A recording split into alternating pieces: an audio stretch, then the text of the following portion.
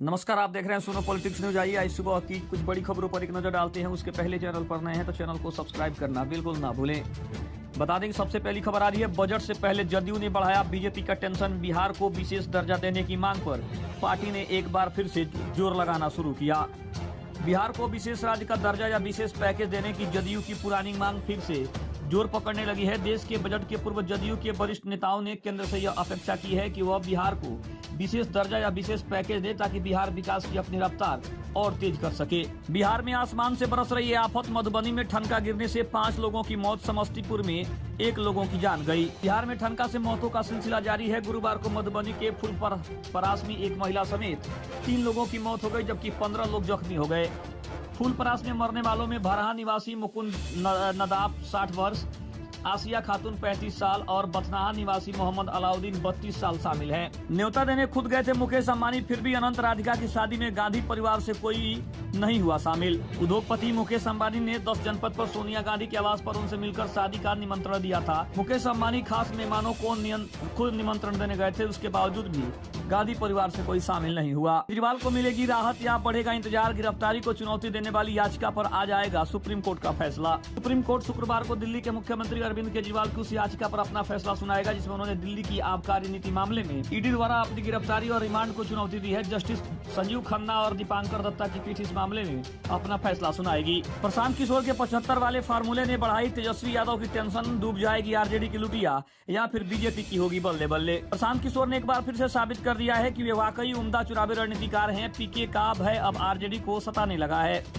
प्रदेश अध्यक्ष जगदानंद सिंह की आरजेडी समर्थकों को सचेत करने वाली चिट्ठी से तो यही संकेत मिलता है। अब तो प्रशांत ने बिहार विधानसभा चुनाव में अपनी पार्टी में 75 सीटें मुसलमान को देने की घोषणा करके आरजेडी की नींद हराम कर दी है। चीन को चुनौती, एशिया का नेतृत्व BIMSTC के जरिए ताकत दिखाने की तैयारी में भारत लग गया है।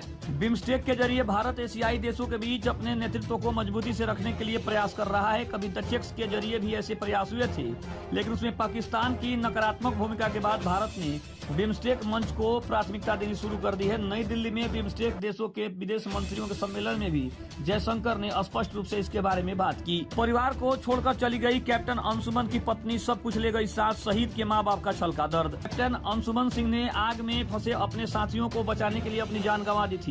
उनके इस बहादुरी भरे पराक्रम के लिए राष्ट्रपति द्रौपदी मुर्मू ने उन्हें कीर्ति चक्र से सम्मानित किया। राष्ट्रपति मुर्मू ने दिल्ली में रक्षा अलंकरण समारोह में दिवंगत अधिकारी की पत्नी स्मृति और मां मंजू सिंह को कैप्टन अंशुमन सिंह की शहादत पर कीर्ति चक्र प्रदान किया था। पुल गिरने पर नीतीश कुमार को क्या करना चाहिए? तेजस्वी ने बताया उपाय, कहा पद की तौहीन न करे सीएम। बिहार में सिलसिलेवार तरीके से पुल गिरने के बाद नीतीश कुमार पर विपक्ष हमलावर हो गया है। नेता प्रतिपक्ष और आरजेडी के लीडर तेजस्वी यादव ने नीतीश कुमार को सलाह तक दे डाली। तेजस्वी यादव ने कहा कि नीतीश कुमार इंजीनियर और ठेकेदार के सामने हाथ जोड़कर मुख्यमंत्री पद की तौहीन कर रहे हैं। उन्हें इन लोगों के खिलाफ सख्त कार्रवाई करनी चाहिए। बिहार में बांध कट रहा है तो फौरन इस हेल्पलाइन पर फोन करें, नीतीश सरकार ने जारी किया नंबर। बिहार में जारी भारी बारिश से कई जिलों में नदियों के तटबंध पर कटाव की स्थिति पैदा हो गई है, जिसके चलते गांव में भी नदियों का पानी घुस रहा है। और बाढ़ और तटबंधों की सुरक्षा के लिए अब जल संसाधन विभाग ने आम लोगों से मदद मांगी है। विभाग ने तटबंधों की जानकारी देने के लिए टोल फ्री नंबर जारी किया है। 11 सीटों पर 12 उम्मीदवार 5 स्टार होटलों में शिफ्ट हुए एमएलए। महाराष्ट्र में रोचक हुई MLC चुनाव की लड़ाई। महाराष्ट्र में रिसोर्ट पॉलिटिक्स की वापसी हो चुकी है। क्रॉस वोटिंग और हार्स ट्रेडिंग के डर से विधायकों को 5 स्टार होटल में शिफ्ट कर दिया गया है। इस बार तस्वीर थोड़ी सी बदली हुई है। शुक्रवार को विधान परिषद की 11 सीटों के लिए चुनाव होने हैं। 12 कैंडिडेट के मैदान में होने के कारण चुनाव की नौबत आ गई है। तो बताने की ये थी आज सुबह की कुछ बड़ी खबरें। खबर कैसी लगी कमेंट में जरूर बताइएगा। तब तक के लिए धन्यवाद। जय हिंद, जय भारत।